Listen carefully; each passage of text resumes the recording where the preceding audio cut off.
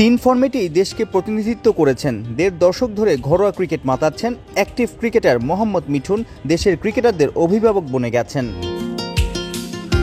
ক্রিকেটারদের স্বার্থ রক্ষা ও আদায়ের সংগঠন cricketers welfare association of Bangladesh কোয়াবের নির্বাচনকে কেন্দ্র করে সকাল থেকেই মিরপুরের শেরেবাংলায় উৎসবের আমেজ।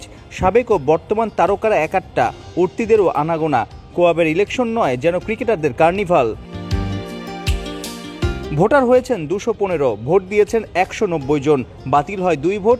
সভাপতি পদে সেলিম শাহেদের বিপক্ষে 188 ভোটের মধ্যে 154 ভোট পেয়ে কোয়াবের প্রথম নির্বাচিত সভাপতি হলেন মোহাম্মদ মিঠুন। ন্যাশনাল টিমের আশেপাশে যে ঘটনাগুলো ঘটে এইগুলো সম্পর্কে আমি অবগত।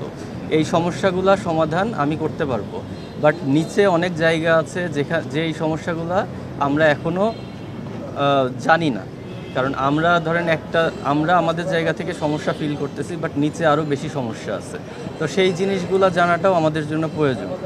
তো সেই জন্য আমাদের প্রত্যেকটা সেক্টরে আমরা প্ল্যান করেছি আমাদের প্রতিনিধি থাকবে, যেন ওই সেক্টর থেকে আমাদেরকে ইনফর্ম করতে পারে এবং আমরা ওই জায়গাগুলো নিয়ে কাজ করতে পারি। দীর্ঘদিন কোয়াবের সভাপতি ছিলেন বিসিবির পরিচালক পদে থাকা নাইমুর রহমান দুর্জয়। সে সময় ক্রিকেটাররা নানা দাবি তুলে অভিযোগ করেও সুযোগ সুবিধা পায়নি। বলা যায় আগের কমিটির সময় বঞ্চিত হয়েছিলেন খেলোয়াড়রা। মিঠুনের নেতৃত্বে নয়া কমিটি কি সবার মুখে হাসি ফোটাতে পারবে? ক্রিকেটাররা বিসিবি ক্রিকেটারদের এটা একটা ফ্যামিলি, এখানে কোনো গ্যাপ থাকা উচিত না। এখানে আমরা বিসিবি আমাদের গার্জিয়ান, আমরা যে কোনো দাবি আমাদের গার্জিয়ানের কাছে জানা দিতেই পারি। একটা জিনিস দুইভাবে আদায় করা যায়, একটা হচ্ছে রিকোয়েস্ট করে সুন্দরভাবে প্রেজেন্ট করে আদায় করা যায়, আরেকটা জিনিস হচ্ছে ফাইট করে। আমরা ডেফিনেটলি চেষ্টা করব তাদের সাথে সুন্দর একটা সমঝোতার মধ্যে সব কিছু সমাধান করা।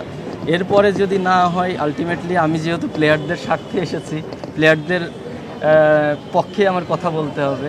তাতে যদি বোর্ডে যদি কেউ অখুশি হয়, সেটা তো আমার কিছু করার নেই, কারণ আমার বর্তমান প্লেয়ারদের প্রতিনিধি হিসেবে যেহেতু এসেছি, আমার তাদের স্বার্থটাই আগে দেখতে হবে। কোয়াবের নির্বাচনের দিনে আলাদাভাবে স্পটলাইট কারে আমিনুল ইসলাম বুলবুল ও তামিম ইকবালের এই মুহূর্তগুলো।